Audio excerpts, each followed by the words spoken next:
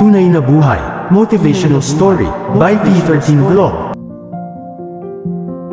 Ang pagtulong sa mga tao ay hindi dapat isang bagay na ginagawa mo upang punan ang iyong scorecard kung gaano kalaki ang nagawa mo para sa iba.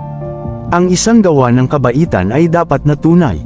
Sa pagtulong sa iba na umunlad at maging mas mahusay, namumuhunan ka sa isang mas magandang kinabukasan at napapalibutan ang iyong sarili ng mas maraming pagkakataon.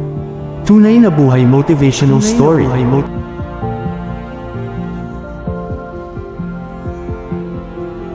Ito ay inspirational story, bayaran ng buo gamit ang isang basong gatas, isang totoong kwento ng kabaitan.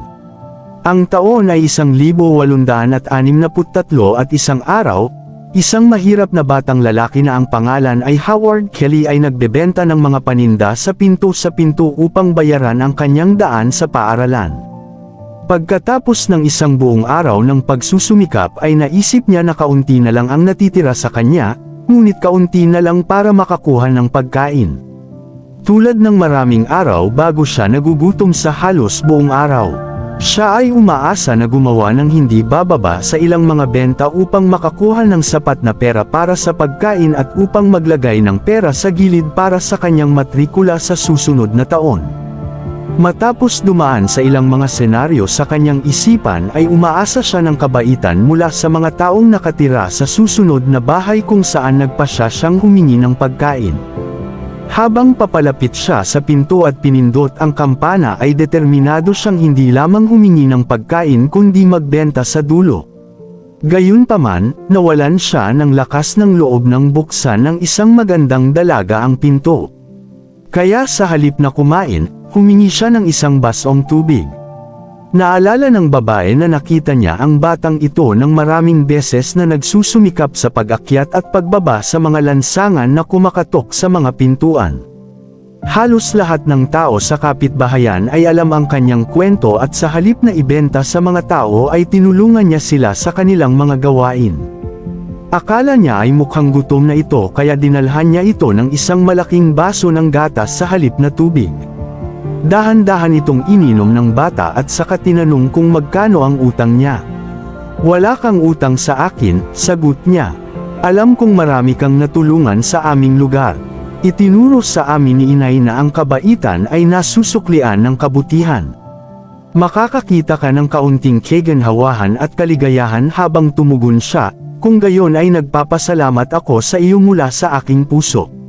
Doon at pagkatapos ay naging mas malakas at mas kumpiyansa si Howard nang makatagpo siya ng pag-asa sa mabait na pagkilos ng dalaga.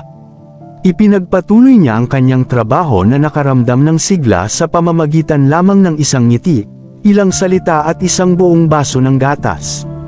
Makalipas ang ilang taon, nagkasakit ng malubha ang dalagang iyon.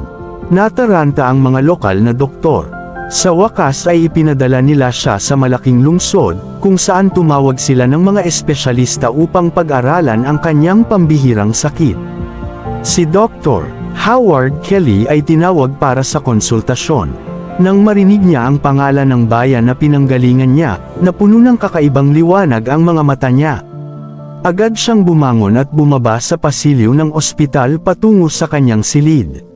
Nakasuot ng gown ng doktor ang kanyang pinasukan. Makita siya, nakilala niya ito kaagad at naalala ang kabutihang ipinakita nito sa kanya. Sa araw na iyon at kung gaano ito nakatulong sa kanya. Bumalik siya sa consultation room. Determinadong gawin ang kanyang makakaya upang mailigtas ang kanyang buhay. Mula sa araw na iyon ay binigyan niya ng espesyal na atensyon. Ang kaso, pagkatapos ng mahabang pakikibaka, ang labanan ay nanalo. Hiniling ni Dr. Howard ang opisina ng negosyo upang ipasa sa kanya ang huling panukalang batas. Para sa pag-aproba, tiningnan niya ito, pagkatapos ay nagsulat.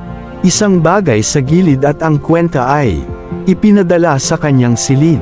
Natatakot siyang buksan ito, dahil sigurado siyang aabutin ng buong buhay niya ang lahat ng iyon. Sa wakas, tumingin siya, at may nakakuha ng atensyon niya sa gilid ng kwenta. Sinimulan niyang basahin ang mga sumusunod na salita, bayad ng buong may isang BASONG gatas. Nilagdaan, Dr. Howard Kelly. Bumaha sa kanyang mga mata ang luha ng kagalakan habang ang kanyang masayang puso ay nanalangin, "Salamat, Diyos, na ang iyong pag-ibig ay lumaganap sa ibang bansa sa pamamagitan ng mga puso at kamay ng tao." Moral ng kwento: 1. Ang pagtulong sa mga tao ay hindi dapat isang bagay na ginagawa mo upang punan ang iyong scorecard kung gaano kalaki ang nagawa mo para sa iba. Ang isang gawa ng kabaitan ay dapat na tunay. 2. Sa pagtulong sa iba na umunlad at maging mas mahusay, namumuhunan ka sa isang mas magandang kinabukasan at napapalibutan ang iyong sarili ng mas maraming pagkakataon.